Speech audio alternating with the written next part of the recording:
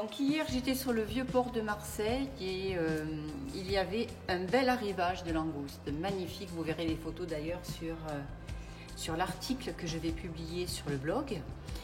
Donc voilà, j'ai pris une très très belle langouste, une femelle, car c'est celles qui sont les plus goûteuses apparemment.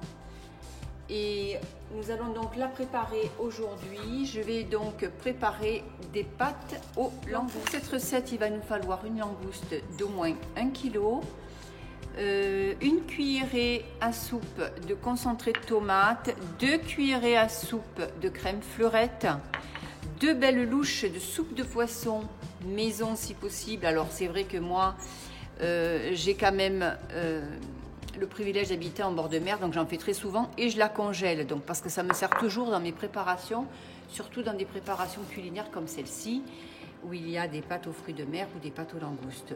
2 échalotes et également la valeur de 2 belles tomates. Alors moi j'avais que des petites tomates, donc c'est pour ça que j'en ai mis plusieurs.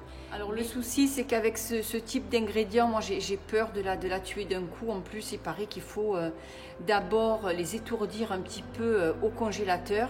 C'est ce que je vais faire parce que c'est vraiment un crève-cœur pour moi de voir cette bête vivante, mais bon, malheureusement c'est la loi de la nature, c'est comme ça. Donc je vais la placer quelques instants au congélateur pour l'étourdir un petit peu. Je pense qu'elle souffrira moins. Donc pendant que cette pauvre bête est en train de s'étourdir un petit peu, je vous montre la liste des ingrédients. Donc il faut du cognac. Je vais en mettre 2,5 centilitres. Comme je vous disais, une cuillerée à soupe de concentré de tomate, 2 cuillerées à soupe de crème fleurette, 2 belles louches de soupe de poisson, 2 tomates, 2 échalotes. Alors ici, ce sont des ingrédients pour 2 personnes.